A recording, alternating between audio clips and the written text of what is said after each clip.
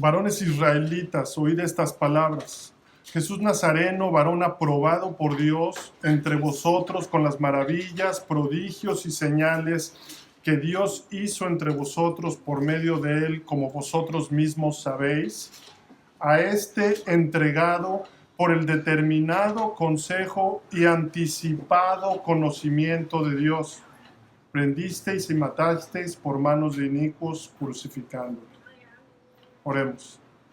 Padre Santo, venimos delante tuyo, Señor, esta tarde, reconociéndote como nuestro Dios soberano y todopoderoso. Y venimos todos juntos para adorarte en un mismo espíritu, Señor, para que mediante la exposición de tu palabra, Señor, vayamos creciendo cada vez más en carácter, Señor, al carácter de tu Hijo, Señor. Te pedimos, Señor, que tú obres en nosotros, en nuestras vidas, que renueves nuestro entendimiento y que seamos conformados cada vez más. Que nuestras mentes sean renovadas, Señor, que sean derribadas el viejo hombre y sus pensamientos, Señor. Te lo pedimos, Señor, que tú obres en cada uno de nosotros, Señor. Y aunque muchas veces no entendemos tu palabra, Señor, confiamos en la obra de tu Espíritu, Señor, quien obra en nosotros, Señor, que penetra nuestras coyunturas y que no regresa vacía. Hace lo que tú le has mandado hacer. Bendice este tiempo y bendice a tu pueblo. En el precioso nombre de nuestro Señor y Salvador Jesucristo. Amén. Hermanos, continuaremos con nuestro estudio de la confesión, que ya tienen, les mandé el párrafo 1 del capítulo 3, y abajo tienen el link con el resto de la confesión, que hoy vamos a estar en el capítulo 3, párrafo 2, pero les mandé desde el párrafo 1 para un pequeño repaso. Y vamos a recordar que hace 15 días terminamos este primer párrafo del capítulo 3, que nos habla de la universalidad del decreto de Dios. Y al decir universalidad nos referimos a que abarca todas las cosas.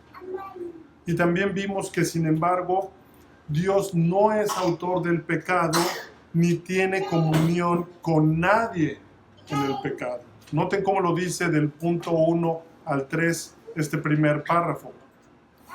Dios, desde toda la eternidad, por el sapientísimo y santísimo consejo de su propia voluntad, ha decretado en sí mismo, libre e inalterablemente, todas las cosas, todo lo que sucede. Sin embargo, de tal manera que por ello Dios ni es autor del pecado, ni tiene comunión con nadie en el mismo. Y en la clase pasada, hace 15 días, vimos que además Dios no hace coacción externa a nadie, ni ejerce ningún poder sobre la voluntad de las criaturas para pecar, ni les quita su libertad en las probables opciones. Es decir, no hay coerción sobre ellas de parte de Dios, como dice el teólogo Williamson. Porque si esto así fuera, entonces tendría parte en el pecado. Y esto no es así, sino que Dios las ordena en lo que llamamos su providencia. Y en ello, además de ver su sabiduría, vemos su poder y fidelidad para cumplir su plan santo. Vean cómo dice el párrafo 1.4 y 5. Ni se hace violencia a la voluntad de la criatura, ni se quita la libertad o contingencia de las causas secundarias, sino que más bien las establece, en lo cual se manifiesta su sabiduría en disponer todas las cosas y su poder y fidelidad en llevar a cabo sus decretos. Y vimos que por causas secundarias, las cuales son libres, se refiere a los medios a través de los cuales Dios obra en el mundo. Y estos pueden ser eventos naturales, acciones y o decisiones humanas que Dios utiliza para llevar a cabo su propósito. mientras que la causa primaria siempre es la voluntad y el poder soberano de Dios, es decir, su decreto. En resumen, vimos que Dios puede utilizar las decisiones libres de las personas, las leyes naturales y las circunstancias diarias como causas secundarias para cumplir su voluntad, como vimos en Génesis 50:20, con el caso de José y sus hermanos, quienes lo entregaron. Vosotros pensasteis mal contra mí, mas Dios lo encaminó a bien para hacer lo que vemos hoy, para mantener en vida a mucho pueblo. En todo esto los hermanos pecaron. José no pecó, o por lo menos no pecó tanto como sus hermanos, y además también venía una hambruna en la tierra. Génesis 43:1. Dios es soberano en la naturaleza o su creación y usa el pecado del hombre y la obediencia de otros también para cumplir su plan. Tal como vemos igualmente en el discurso de Pedro que leímos al empezar en Hechos 2:22 y 23, que les dice a los israelitas y a toda la audiencia que estaban en el día de Pentecostés: ustedes prendieron y mataron a Jesús, crucificándole. Vayan conmigo de nuevo, dice: varones israelitas, oíd estas palabras. Jesús Nazareno, varón aprobado por Dios entre vosotros con las maravillas, prodigios y señales que Dios hizo entre vosotros por medio de él, como vosotros mismos sabéis. Y noten el versículo 23. A este entregado por el determinado consejo y anticipado conocimiento de Dios, prendiste y mataste por manos de inicuos crucificando. Noten cómo dice: ustedes prendiste y mataste. La responsabilidad de ellos queda clara, ¿no? Fue una decisión de ellos llevar a cabo este evento. Y él les está diciendo: ustedes son responsables por sus acciones. Entonces vimos que aunque estos eventos y acciones parecen ser independientes y contingentes, es decir, con posibles varias probabilidades, estos están bajo el control soberano de Dios y son parte de su plan divino. Porque José fue entregado por sus hermanos, pero Dios lo encaminó para bien. Es decir, era el decreto de Dios que así fuera, para mantener en vida a mucho pueblo. Y es lo mismo que dice Pedro en Hechos: a este entregado por el determinado consejo y anticipado conocimiento de Dios, prendiste y mataste por manos de inicuos, crucificándolo.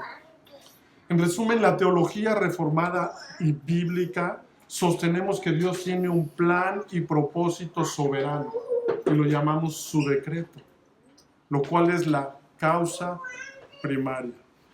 Pero también afirmamos que las decisiones humanas y los eventos contingentes, es decir, las diferentes posibilidades, juegan un papel real en el mundo y que el hombre es responsable de sus acciones. Y como aplicación vimos hace 15 días que además de conocer el carácter de Dios, lo cual nos permite y ayuda a adorarlo en espíritu y en verdad, vimos la importancia de estar conscientes, de vivir en el espíritu, para ser usados para la gloria de su gracia, como José lo hizo, ¿verdad? Siendo guiado por el espíritu para estar alineados a su decreto soberano y redentor y ser instrumentos de justicia en sus manos. Y nunca, o que tratemos de no estar para su decreto de justicia retributiva a causa de nuestro pecado. Como varias veces, actuando en orgullo, le pasó a David y fue disciplinado por Dios, o los mismos hermanos de José. Así que, mis hermanos, Dios no solo actúa directamente en el mundo, sino que también utiliza medios o causas secundarias en los cuales estamos sus criaturas incluidas para lograr su voluntad. La confesión afirma nuevamente, repito, tanto la soberanía absoluta de Dios como la realidad de la libertad humana. Y finalmente vimos que este párrafo termina diciendo que en su decreto soberano se manifiesta su sabiduría, su poder y fidelidad, tal como empieza también el cántico, ¿no? Ana está reconociendo la sabiduría, el poder y la fidelidad de Dios. Quien Ana, después de haber tenido una larga espera y no podía tener hijos, finalmente ve la fidelidad de Dios que le concede. Así que el día de hoy veremos el párrafo 2, que es más corto y que dice, ese lo pueden abrir en el link que les di. El párrafo 2 que dice, aunque Dios sabe todo lo que pudiera o puede pasar en todas las condiciones que se puedan suponer, sin embargo, nada decretado porque lo previera como futuro o como aquello que había de suceder en dichas condiciones. Vamos a continuar profundizando en lo que ya vimos. Trae una misma secuencia. Título del estudio, nada condiciona el decreto de Dios, excepto, por supuesto, Dios mismo. Confesión de Londres, 1689, capítulo 3, párrafo 2. Y noten, mis hermanos, que el párrafo empieza reconociendo las condiciones que generan las causas secundarias o las probabilidades de todo. Es decir, reconoce la libertad de las causas secundarias, como ya vimos antes. Pero es importante recordar el contexto del decreto. Y este contexto es que es Dios quien es el eterno, infinito, el soberano, todopoderoso, el creador del cielo y de la tierra. Y que su creación y criaturas, las causas secundarias, son quienes tenemos un principio. Él es el eterno, el infinito, el soberano, el todopoderoso, el creador, y nosotros somos criaturas y tenemos un principio. Y esto es importante porque vamos a ver dos consideraciones importantes para entender este decreto. Y la primera es la naturaleza de la situación del decreto de Dios.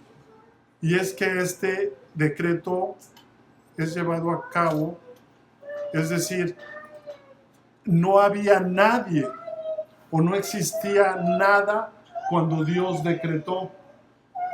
No había nada, no existía nada cuando Dios decretó. Job 38, 4, 41. Cuando Dios convence a Job de su ignorancia. Ignorancia que muchas veces nosotros, cuando estamos centrados en nosotros mismos, caemos en ello. Y Dios le muestra a Job su ignorancia. Él le dice en el versículo 4, ¿dónde estabas tú cuando yo fundaba la tierra? Házmelo saber si tienes inteligencia. ¿Quién ordenó sus medidas si lo sabes? ¿O quién extendió sobre ellas cordel? ¿Sobre qué están fundadas sus bases? ¿O quién puso su piedra angular? Versículo 8. ¿Quién encerró con puertas el mar cuando se derramaba saliéndose de su seno? Cuando puse yo nubes por vestidura suya y por su faja oscuridad, y establecí sobre él mi decreto. Le puse puertas y cerrojo, y dije, hasta aquí llegarás y no pasarás adelante, y ahí parará el orgullo de tus olas. Te han sido descubiertas las puertas de la muerte y has visto las puertas de la sombra de muerte. Versículo 18. ¿Has considerado tú hasta las anchuras de la tierra? Declara si sabes todo esto. tú lo sabes, pues entonces ya habías nacido y es grande el número de tus días. O sea, Dios te le está diciendo en un tono irónico, ¿tú lo sabes todo esto? Pues entonces ya habías nacido y es grande el número de tus días. Versículo 24, ¿por qué camino se reparte la luz y se esparce el viento solano sobre la tierra? Versículo 33, ¿supiste tú las ordenanzas de los cielos? ¿Dispondrás tú de su potestad en la tierra? Versículo 35, ¿enviarás tú los relámpagos para que ellos vayan? Y te dirán ellos, henos aquí. Responderán a ti los relámpagos, ¿tienes ese poder sobre la naturaleza? ¿Quién puso la sabiduría en el corazón? ¿O quién dio al espíritu inteligencia? ¿Quién puso por cuenta los cielos con sabiduría y los odres de los cielos? ¿Quién los hace inclinar? Dios está mostrándole a Job su ignorancia y lo está ubicando en la posición que le corresponde. Y esto es importante porque es, digamos, por así decirlo, el contexto de su decreto. ¿Dónde estabas tú cuando yo creé? Cuando yo le puse límites a las olas. La incondicionalidad del decreto eterno de Dios se establece empezando porque no había nadie, no existía nada cuando Dios decretó. Él es el Dios soberano, todopoderoso y eterno, el creador del cielo y de la tierra y de todo. Por tanto, Dios no fue condicionado ni tomó en consideración nada, excepto su propia voluntad cuando decretó todas las cosas, tal como el párrafo 1 lo declara. Y otra prueba para entender que nada condiciona su decreto es que mucho menos nadie aconsejó a Dios cuando Él decretó. Isaías 40, 13, 14. ¿Quién puede medir el alcance del Espíritu del Señor? ¿O quién puede servirle de consejero? Pablo en Romanos 11, 34. Porque ¿quién entendió la mente del Señor? ¿O quién fue su consejero? ¿O quién le instruirá? Como dice Pablo en 1 Corintios 2, 16. Porque ¿quién conoció la mente del Señor? ¿Quién le instruirá? En otras palabras, el párrafo, después de reconocer implícitamente las condiciones sin olvidar su alcance, ahora empieza afirmando la presencia de Dios, su omnisciencia y su anticipado conocimiento absoluto de todo. Noten, Dios sabe todo lo que pudiera o puede pasar en todas las condiciones que se puedan suponer. ¿Estamos de acuerdo en ello? En que Dios sabe todo lo que puede o pudiera pasar en todas las condiciones de la vida y probabilidades, pues Él es Dios y no hay nada que se le pueda escapar. Vayan conmigo a 1 Samuel 23, 11 y 12, donde Dios le revela a David lo que pasaría después de que David le usara medios de gracia que él ya había ordenado para que David, por estos medios, mediante la oración, le pregunta al Señor, ¿no? Y le hace una consulta a través del sacerdote Abiatar. Él le dice, ¿me entregarán los vecinos de Keila en sus manos? ¿Descenderá Saúl como ha oído tu siervo? Jehová, Dios de Israel, te ruego que lo declares a tu siervo. Y Jehová dijo, sí descenderá. Dijo luego David, ¿me entregarán los vecinos de Keila a mí y a mis hombres en manos de Saúl? Y Jehová respondió, os entregarán. David, después de consultar a Dios en oración sobre lo que debía hacer, ahora le está preguntando a Jehová, por medio del sacerdote Abiatar, a Dios, sobre algunos acontecimientos futuros que Saúl planeaba. Saúl había hecho un plan en contra de David. Y David le está preguntando en oración y también por medio del sacerdote. Y es que Saúl estaba conspirando en contra de David. Y Jehová le responde 2 veces, sí descenderá y sí os entregarán. Esta escritura nos muestra cómo Dios tiene un anticipado conocimiento de todas las cosas, tanto las posibles como las reales. Y en aplicación para nosotros, en este pasaje, vemos la importancia de ir a Dios en oración siempre para tomar cualquier decisión y encomendar nuestros asuntos a Él y buscar dirección para alinearnos a su voluntad.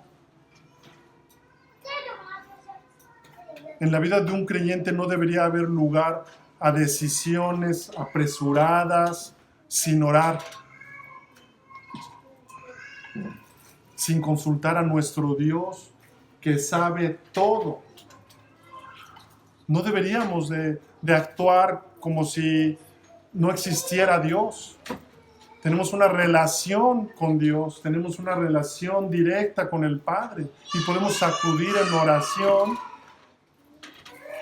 para pedirle dirección y guía. Porque el Dios de todo saber es Jehová, en 1 Samuel 2:3.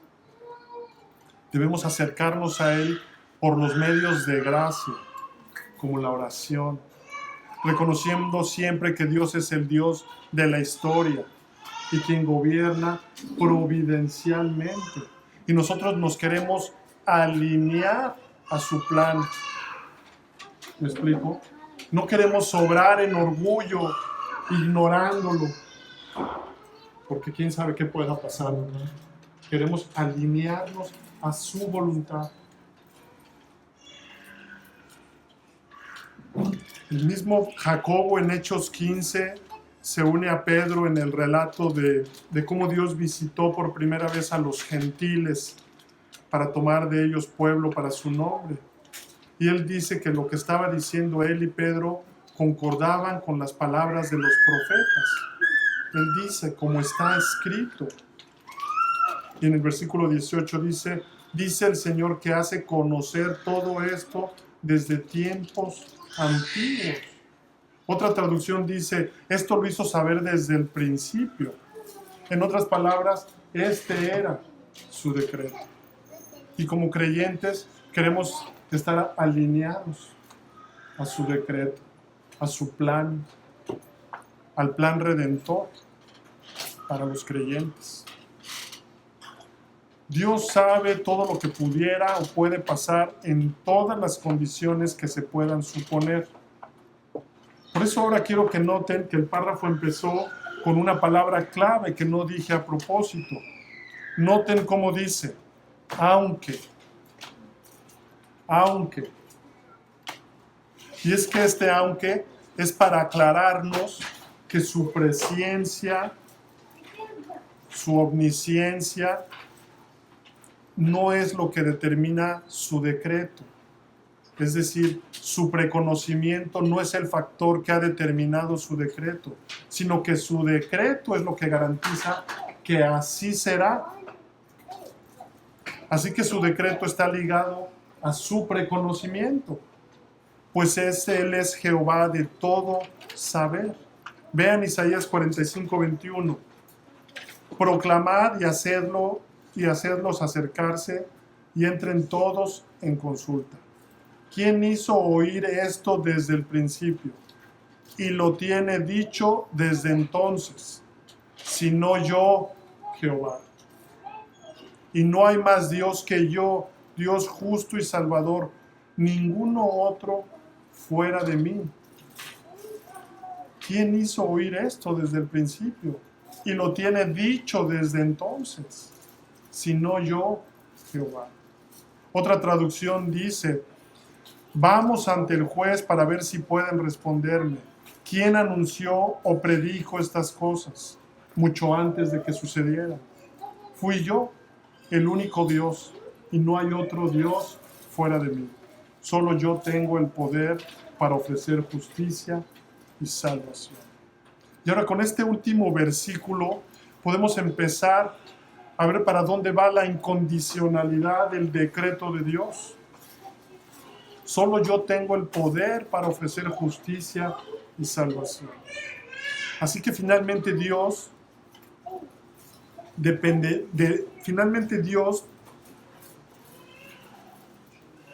no depende de las causas secundarias, ni su decreto está condicionado a estas causas. Y esto es así, como hemos visto, que porque su decreto es enteramente soberano y está basado en su voluntad santa y sapientísima, además de que ha decretado libre e inalterablemente, como hemos visto en el primer párrafo.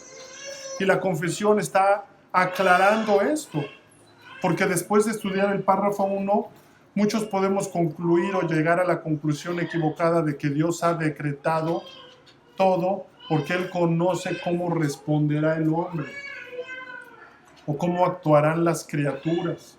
Es decir, que por su presciencia o preconocimiento absoluto, Él puede decretar. Pero la confesión nos dice que su decreto no depende de eso. Leamos otra vez. Aunque Dios sabe todo lo que pudiera o puede pasar en todas las condiciones que se puedan suponer, sin embargo, nada ha decretado porque lo previera como futuro o como aquello que había de suceder en dichas condiciones. Noten cómo dice, aunque al principio y sin embargo, para aclarar esto, que nada ha decretado porque lo previera como futuro o como aquello que había de suceder en dichas condiciones. En otras palabras, su decreto no está sujeto a las causas secundarias. Porque si esto fuera así, existiría entonces una causa antes que su decreto. Y entonces ya no sería el Dios soberano. Y esto significaría que Él está aprendiendo o conociendo y su decreto estaría condicionado. Noten cómo dice Isaías 40, 13, 14. ¿Quién puede medir el alcance del Espíritu del Señor? ¿O quién puede servirle de consejero? ¿A quién consultó el Señor para ilustrarse? ¿Y quién le enseñó el camino de la justicia? ¿Quién le impartió conocimiento o le hizo conocer la senda de la inteligencia? Dicho de otro modo, no fue su presencia el factor que determinó su decreto.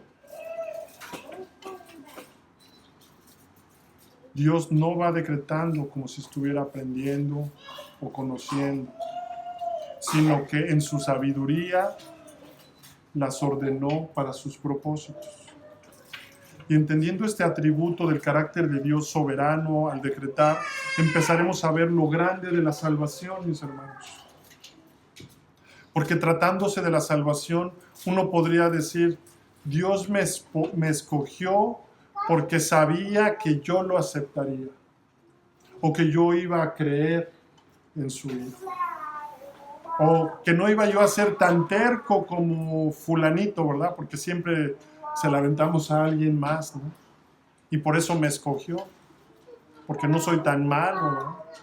Él sabía en su presencia, en su preconocimiento, que yo lo iba a escoger. Pero las Escrituras dicen que esto no es así. Romanos 9, 11 al 18.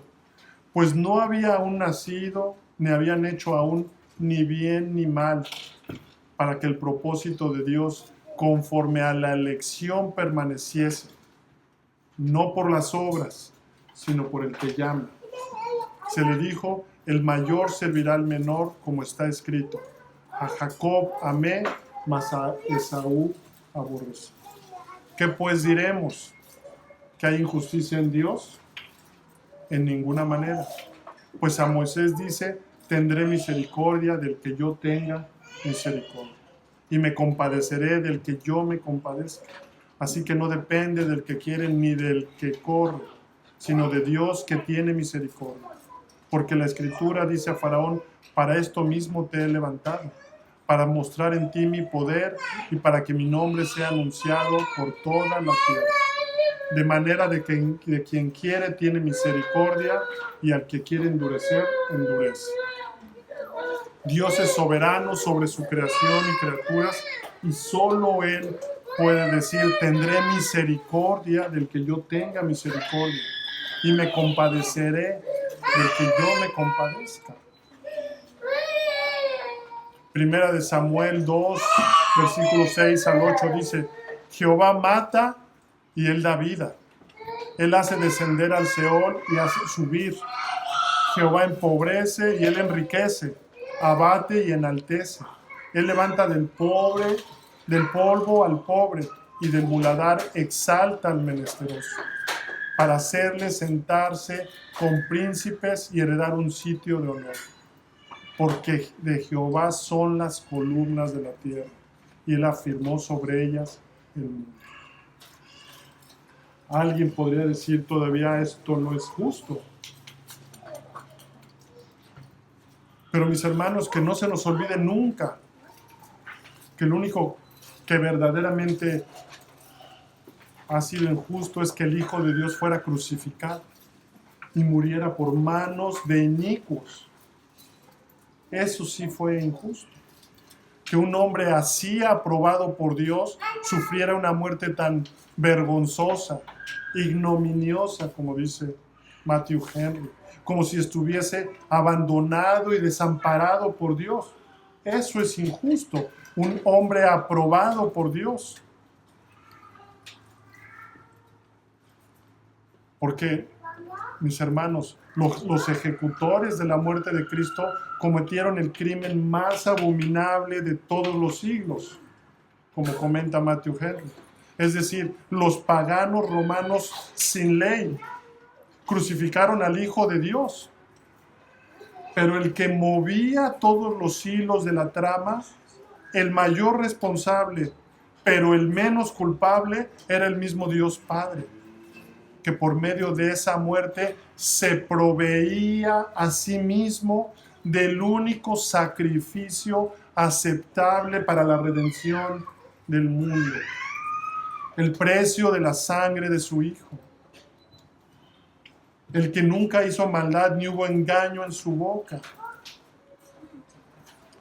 Isaías 53:10, con todo eso Jehová quiso quebrantarlo, sujetándolo a padecimiento, como vimos hace 2 semanas con la predicación del pastor Carlos. Eso sí deberíamos tenerlo por injusto, la muerte del justo por los injustos.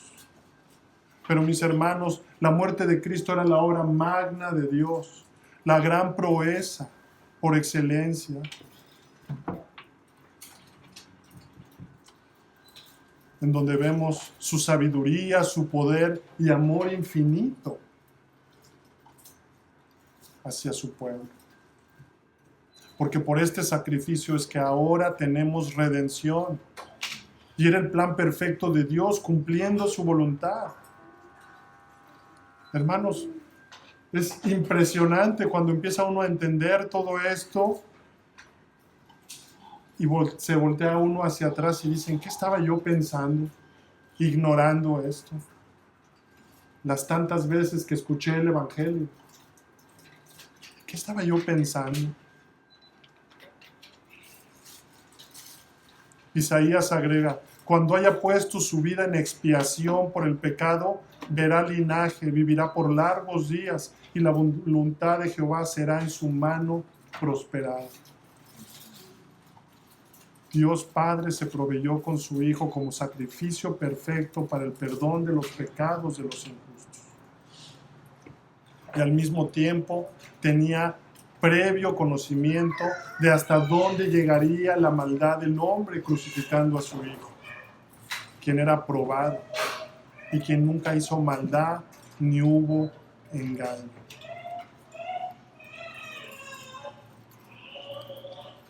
Es importante, mis hermanos, ver esto.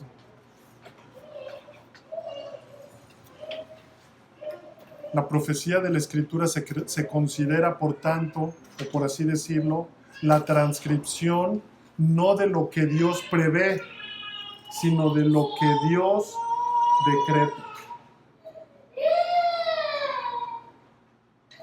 Mateo 26, 50 al 54. Cuando apresaron a nuestro Señor, y Jesús le dijo: amigo, ¿a qué vienes? Entonces se acercaron y echaron mano a Jesús y le prendieron. Pero uno de los que estaban con Jesús, extendiendo la mano, sacó su espada, e hiriendo a un siervo del sumo sacerdote, le quitó la oreja. Entonces Jesús le dijo: vuelve tu espada en su lugar, porque todos los que tomen espada a espada perecerán. Le dice a Pedro. Escuchen el versículo 53. ¿Acaso piensas que no puedo ahora orar a mi Padre y que Él no me daría más de 12 legiones de ángeles? ¿Acaso crees que no tengo el poder para evitar esto? Para detener a unos cuantos hombres impíos. Pero ¿cómo entonces se cumplirían las escrituras de que es necesario que así sea? Mis hermanos, el decreto de Dios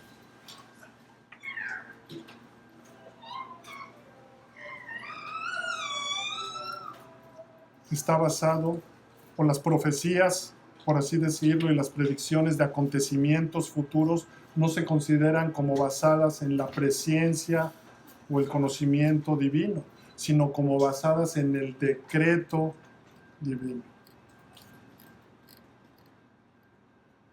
Hechos 2:23. Varones israelitas, oíd estas palabras. Jesús Nazareno, varón aprobado por Dios entre vosotros, con las maravillas, prodigios y señales que Dios hizo entre vosotros, por medio de él, como vosotros mismos sabéis, a este, entregado por el determinado consejo y anticipado conocimiento de Dios, prendisteis y matasteis por manos de inicuos, crucificando. Oremos. Padre Santo, venimos delante tuyo, Señor. Mientras meditamos, Señor, en tu decreto eterno y divino, Señor, te alabamos y te glorificamos, Señor, por quien eres, Señor. Y porque dentro de este decreto, Señor, tú determinaste, Señor, que hoy nosotros estuviéramos este día escuchando esto, Señor. Escuchando cómo tú salvas, tu plan perfecto para salvar a tu pueblo, Señor, y para bendecir a cada uno de ellos, Señor. Y todo esto para tu gloria, Señor. Padre, guíanos y ayúdanos, Señor, para que vivamos en respuesta lógica a esto, Señor, a este precioso llamado, Señor, y este precioso decreto en el cual hemos sido incluidos para tu gloria. Bendice a tu pueblo, bendice a tu iglesia, Señor. En el precioso nombre de nuestro Señor y Salvador Jesucristo. Amén.